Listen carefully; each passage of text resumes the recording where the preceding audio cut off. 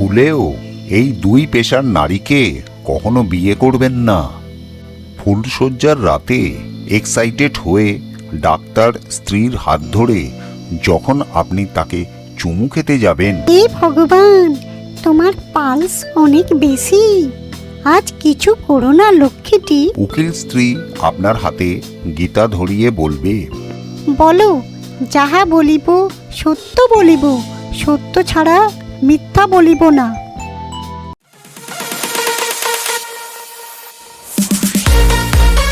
পল্টুদা একজন প্রতিষ্ঠিত বিজনেসম্যান।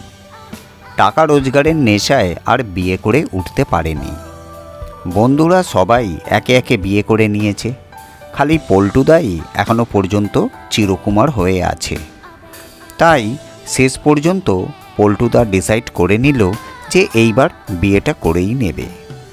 তাই ভালো পাত্রী খোঁজার জন্য কাঞ্চন ঘটকের কাছে গেল। কাঞ্চন ঘটক পল্টুদাকে অনেক বছর ধরেই চিনতেন, তাই বললেন, পল্টুদা, আমার কাছে অনেক ভালো পাত্রী আছে।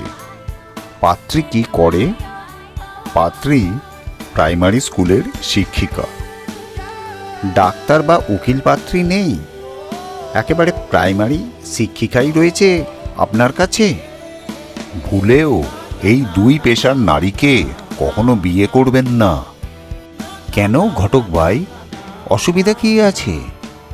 ফুলশয্যার রাতে এক্সাইটেড হয়ে ডাক্তার স্ত্রীর হাত ধরে যখন আপনি তাকে চুমু খেতে যাবেন, তখনই স্ত্রী আপনার হাত ধরে বলবে, হে ভগবান, তোমার পালস অনেক বেশি, আজ কিছু করো না লক্ষ্মীটি, আজ ওষুধ খেয়ে শুয়ে পড়ো, শরীর ঠিক করে কয়েকদিন পর আমাকে আদর করবে।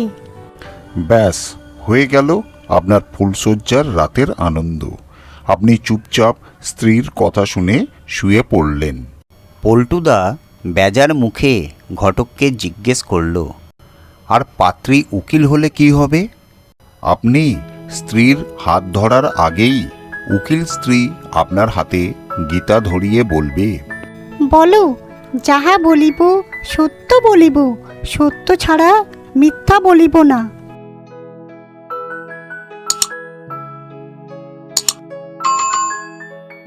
উকিল স্ত্রীর মুখে এই কথা শুনে আপনি ঘাবড়ে গিয়ে গড়গড়িয়ে বলে দেবেন আপনার অতীতের গার্লফ্রেন্ডদের কথা। তাদের সঙ্গে কি কি করেছেন সব কিছুই ভয়ে বলে দেবেন এক এক করে।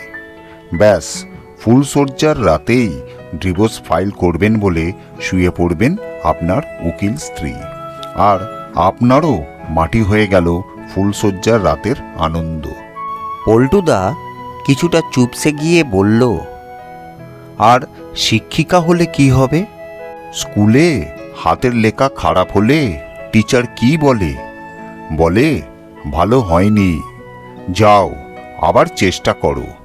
বুঝতে পারছেন তো আমি কি বোঝাতে চাইছি? প্রথমবার খারাপ হলেও বারবার করার সুযোগ পাবেন। এইবার আপনার যা ইচ্ছা হয় সেটাই করবেন।